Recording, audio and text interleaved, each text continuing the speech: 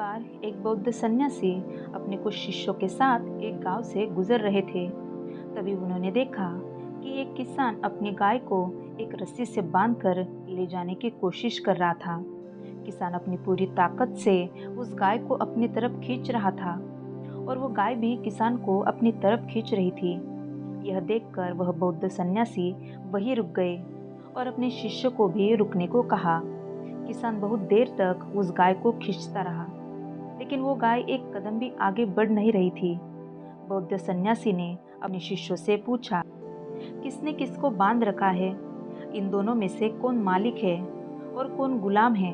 शिष्यों ने कहा, ये तो साफ साफ दिख रहा है गुरुजी कि किसान ने गाय को बांध रखा है।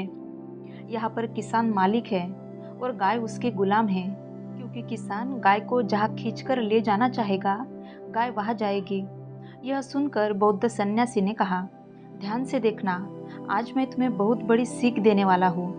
इतना कहकर बौद्ध सन्यासी ने अपनी झोली में से फल काटने वाली एक चाकू निकाली और उस किसान के पास जाकर उस रस्सी को काट दिया, जिस रस्सी से किसान ने गाय को बांध रखा था। रस्सी कटते ही गाय बड़ी तेजी के साथ वहां से भाग निकली और किसान सन्यासी के ऊपर चिल्लाता हुआ उस गाय के पीछे भागने लगा। बौद्ध सन्यासी ने भागते हुए किसान की तरफ इशारा करते हुए कहा, अब बताओ कौन मालिक है और कौन गुलाम? गाय को इस किसान में जरा भी रुचि नहीं है। यहाँ तक कि गाय तो हमेशा से ही इस किसान से दूर भागना चाहती है, लेकिन ये किसान ही है जो इस गाय से बंधा हुआ है। तभी तो उस गाय के भागते ही ये किसान उसी के पीछे भागने लगा। बौद्ध सन्यासी ने आगे कहा, ठीक इस गाय की तरह हमारे मन में भरे गंदगी को भी हम में कोई रुचि नहीं है, बल्कि हम ही हैं जो इस मानसिक कचरे के साथ खुद को बांध के रखते हैं, खुद को जोड़े हुए रखते हैं। जिस पल से हमने इस मानसिक कचरे पर दिलचस्पी दिखानी बंद कर दी, उसी पल से इस सारे बुरे विचार हमारे मन से गायब होना शुरू हो जाएंगे। ठीक इसी गाय की तरह मन के सारे बुरे विचार हमसे दूर भागेंगे और फिर गायब हो जाएंगे। दोस्तों, अगर हम ध्यान से देखें तो पाएंगे कि उस किसान की हालत जैसी हमारे मन की भी है। हम खुद को बहुत से चीज़ों का मालिक समझते हैं, लेकिन असल में हम मालिक नहीं बल्कि गुलाम हैं। मालिक तो वो चीज़ें हैं क्योंकि हम उनके बिना रह नहीं सकते। ठीक उस गाय की तरह हमारे मन में भी भरी हुई की जैसे नफरत, गुस्सा, जलन, डर इत्यादि की हमसे कोई रुचि नहीं है, लेकिन हमारी इन सब में रुचि है। हमने ही इन्हें सालों से अपने अंदर पाल के रखा है, इन्हें पकड़ के रखा है। हम ही है जो इन चीज़ों को खुद से दूर नहीं करना चाहते, इनकी पकड़ ढीली नहीं करना चाहते, क्योंकि पकड़ ढीली होते ही ये हमसे दूर भागना शुरू कर देंगी, जो हमें पसंद नहीं आएगा, क्योंकि जाने अनजाने में हमने इन मानसिक विकृतियों को अपने जीवन का हिस्सा बना लिया है। अब हमें इनके साथ ही आनंद आता है।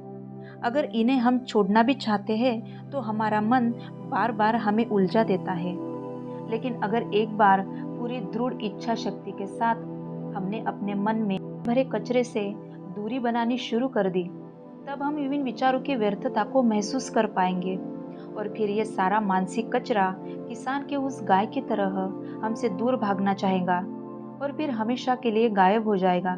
एक बात हमेशा याद रखो, खुश और शांत रहना एक चुनाव है, तो क्यों ना हम इसे ही चुने और अपने इस छोटे से जीवन को पूरी खुशी और शांति के साथ जिए। जाने अनजाने में ही सही, लेकिन हमारे विचार ही हमारे जीवन की रूपरेखा तय करते हैं। हम सब कभी ना कभी हालातों से परेशान होकर अपनी किस्मत को कोसना शुरू कर देते हैं। हमें लगता है कि बुरी किस्मत की वजह से ही हम डिप्रेशन में हैं और इसी के चलते हमारे कामकाज, रिश्ते नाते नाकामयाब हो रहे हैं। लेकिन अगर मैं आपसे कहूँ कि हमारी हर परेशानी का कारण हमारे खुद के विचार ही है, तो आप कहेंगे कि मैंने तो अपने लिए कभी ऐसा कुछ नहीं चाहा, फिर ऐसा क्यों हो रहा है? आज आप खुश है या दुखी, सफल है या असफल, खुद से एक बार पूछिए कि इसका कारण क्या है।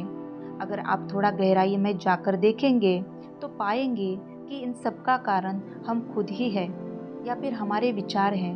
हमने जैसा भी बीज अपने अंदर बोया था, सही समय आने पर वो बीज अवश्य अंकुरित होता है, फिर चाहे वो बीज 1 महीने पहले बोया हो, या फिर 1 साल पहले, या फिर 10 साल पहले, ये अपना असर अवश्य दिखाएगा।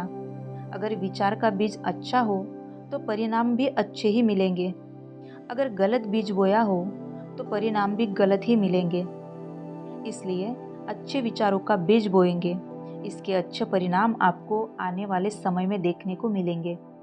तो फिर आज से ही प्रण लीजिए कि आप अपने विचारों के प्रति सजल रहेंगे, मन में सकारात्मक विचारों को ही जगह देंगे और समय समय पर खुद का आत्मविश्लेषण करते रहेंगे।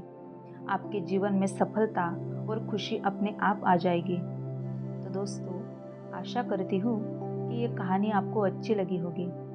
अगर अच्छी लगी हो तो एक लाइक कर दीजिएगा और ऐसे ही प्रेरणादायी कहानियाँ सुनने के लिए चैनल को सब्सक्राइब करना ना भूलें। मिलेंगे एक नई कहानी के साथ।